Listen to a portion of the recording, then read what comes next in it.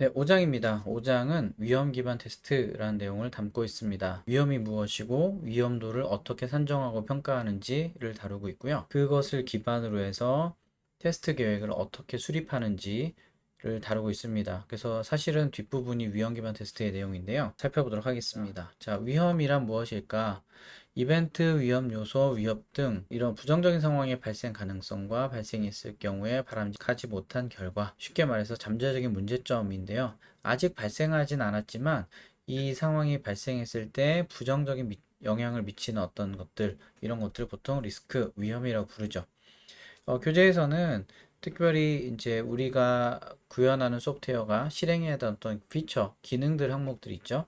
이것이 정상 동작하지 않고 장애가 발생하는 것을 위험이라고 정의하고 있습니다. 자, 위험 기반 테스트를 어떻게 하느냐? 이제 세 단계로 진행하는데요. 첫 번째로는 위험 요소를 식별해야겠죠. 그래서 테스트 대상 피처 목록 중에서 어떤 게 위험 요소인지를 도출하고요. 여기에서 각 위험 요소마다 위험도 점수를 산정합니다. 그래서 위험이 높은 것과 낮은 것을 구분하겠죠. 각각에 따라서 테스트 대응 방법이 달라지기 때문에 그런데요. 그래서 위험도 산정은 발생 가능성, 심각성, 긴급성 요 세 가지 항목을 기반으로 해서 위험도 점수를 매깁니다.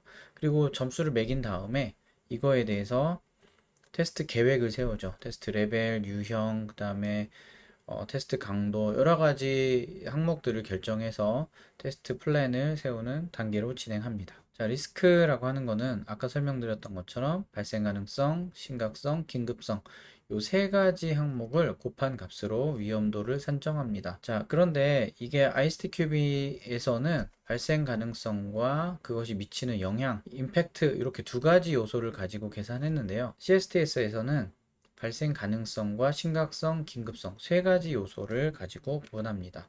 자, 먼저 발생 가능성은 말 그대로 발생할 확률 같은 거죠.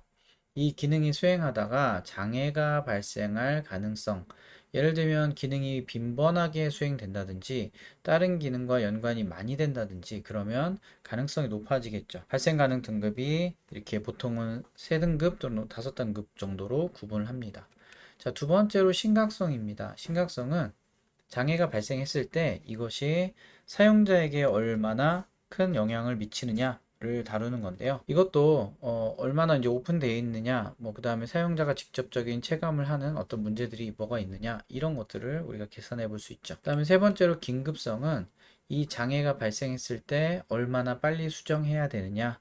그래서 즉각적 수정이 필요하냐 아니면 좀 천천히 가도 되고 뭐 예를 들면 가장 낮은 등급은 향후 릴리즈에서 수정해도 무방하다 이렇게 평가를 할 수 있습니다. 그래서 교재에서는 각각 발생 가능성과 심각성, 긴급성을 5개의 등급으로 나누고요. 각각에 대해서 점수를 매깁니다. 발생 가능성과 심각성, 긴급성을 각각 곱한 값이 나오겠죠. 그러면 예를 들면 발생 가능성도 1이고 심각성도 1이고 긴급성도 1이다. 그러면 리스크 위험도는 1점 정도 나오겠죠.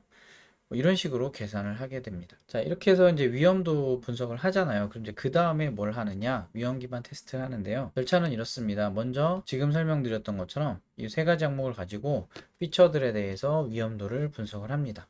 자, 그 다음에 이걸 가지고 테스트 강도를 결정하죠. 그 다음에 이제 이걸 가지고 테스트 계획을 수립하게 됩니다. 자, 위험도 분석은 앞에서 설명했던 발생 가능성, 심각성, 긴급성 이런 등등등을 평가해서 점수를 매긴 다음에요. 이 중에 점수가 높은 것, 그러니까 우리가 좀 타이트하게 관리해야 되는 피처들, 그리고 상대적으로 덜 타이트하게 관리해도 되는 피처들, 이런 것들이 나오겠죠. 그럼 각각에 대해서 점수를 매겨서 고강도 테스트가 필요하냐, 규균형적 테스트가 필요하냐, 부가적 테스트냐, 아니면 나중에 테스트하고 나서 결함 보고 정도 수준으로 작성할 거냐, 이렇게 테스트 강도를 상대적으로 낮춰서 높은 것과 낮은 것으로 구분을 하죠. 자, 이것을 가지고 이제 어느 레벨의 테스트를 할 거고, 테스트 유형은 어느 유형의 테스트 할 거고, 범위나 대상, 전략 이런 것들을 결정하게 됩니다.